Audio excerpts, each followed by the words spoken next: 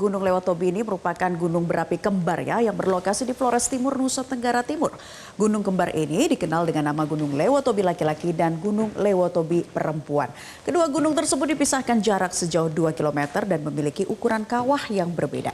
Kawah puncak Lewotobi laki-laki berdiameter 400 meter, sementara puncak Lewotobi perempuan berdiameter 700 meter. Lalu seperti apa riwayat letusan dari Gunung Lewotobi laki-laki dan apa dampaknya dari letusan yang terjadi pada minggu kemarin? Kita akan ulas dalam infografis berikut ini pemirsa. Tentunya yang pertama adalah terkait dengan riwayat atau fakta-fakta letusan dari Gunung Lewotobi laki-laki. Ternyata sudah terjadi sejak abad ke-19 yaitu pada tahun 1932 ini terjadi letusan gas pertama kali ya untuk Gunung Lewotobi laki-laki. Kemudian setahun berikutnya terjadi lagi letusan pada 1933, letusan abu yang cukup besar tepatnya pada tanggal 17 Desember dan berulang di 1939 masih di 17 Desember juga namun tahun yang berbeda ada 6 tahun ya setelah letusan sebelumnya. Kemudian setelah itu beranjak ke tahun 1991. Nah ini rentang waktunya cukup lama kalau kita lihat sampai dengan 52 tahun ya pemirsa. Ini ada letusan di puncak kawah yang tercatat pada bulan Mei dan juga Juni 1991. Kita lihat di infografis berikutnya masih terkait riwayat letusan Gunung Lewotobi laki-laki yang merupakan gunung api aktif tipe A. Kita lihat di infografis berikutnya masih ada riwayatnya pada tahun 2000-an tentunya. Ya ini dia ya, pada 1999 ada aktivitas vulkanik yang meningkat dengan gemuruh dan juga abu yang keluar pada 31 Maret diikuti letusan besar pada 1 Juli. Kemudian untuk tahun 2000-an kita lihat riwayatnya dari 2002 letusan terjadi pada tanggal 12 Oktober.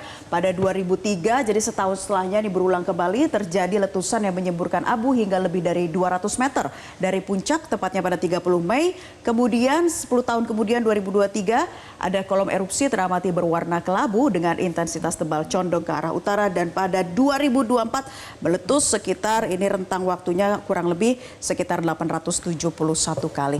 Nah sebelum rentetan 3 letusan eksplosifnya para pakar geologi mencurigai bahwa Gunung Lewotobi laki-laki ini mengalami sumbatan pada aliran magma. Lalu apa saja indikasi penyebab letusan Gunung Lewotobi laki-laki ini kita lihat ya. Fakta letusan Gunung Lewotobi laki-laki mengalami sumbatan pada aliran magma. Ini merupakan hasil kajian internal dari Badan Geologi. Ada juga aktivitas gempa vulkanik dalam yang relatif tinggi, tapi gempa vulkanik dangkal relatif kecil. Nah ini menjadi indikasi kuat bahwa akibat sumbatan. Ada juga indikasinya adalah peningkatan aktivitas gempa, namun terjadi penurunan erupsi sepanjang 1 hingga 2 November. Ya, jadi pemirsa letusan Gunung Lewotobi laki-laki ini yang terjadi pada Senin dini hari melanda 3 kecamatan dan puluhan desa. Kita akan lihat datanya sejumlah desa yang terdampak dari letusan Gunung Lewotobi laki-laki ada 3 kecamatan ya. Di Kecamatan Wulang Gintang ada Desa Pululera, Nawokote, Desa Hokeng Jaya, Kelatan Lo, Desa Boru, Desa Boru Kedang. Kemudian di Kecamatan Ilebura ada juga Desa Dulipali, Desa Nobo, Noro Belen dan juga Riang Rita. Dan terakhir di Kecamatan Titehena ada Desa Konga, Desa Kobasoma, Desa Bokang, Desa Wolo Matang, Bokang Wolo Matang dan juga Desa Wotowara. Ini tadi yang dilaporkan oleh rekan kami di lapangan bahwa para pengungsi di 3 kecamatan terus bertambah, utamanya juga tadi di Kecamatan Titehena.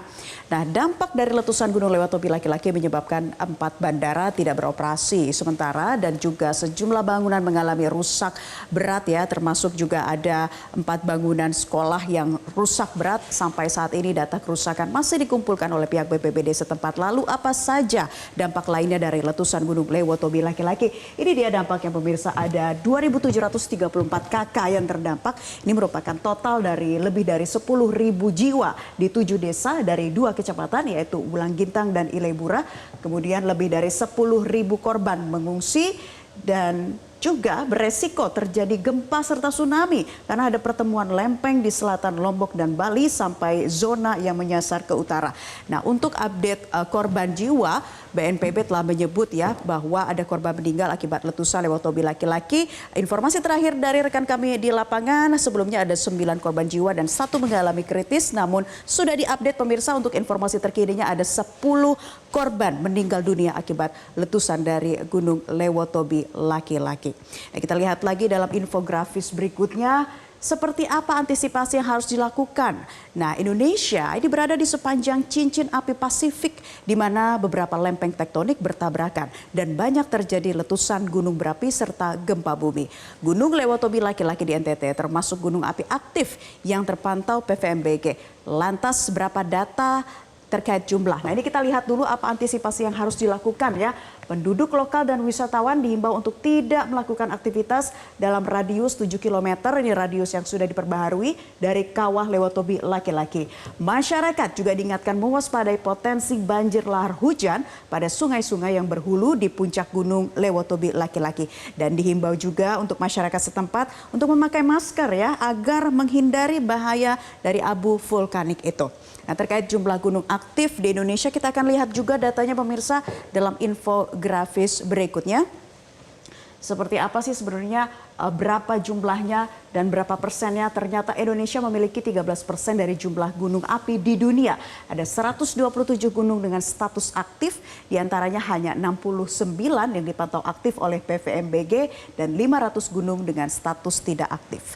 Pemerintah Kabupaten Flores Timur telah menetapkan status tanggap darurat Gunung Lewatobi Laki-Laki terhitung selama 58 hari sejak 4 November hingga 31 Desember 2024. Kemungkinan perpanjangan masa tanggap darurat bisa saja dilakukan jika penanganan masih dibutuhkan.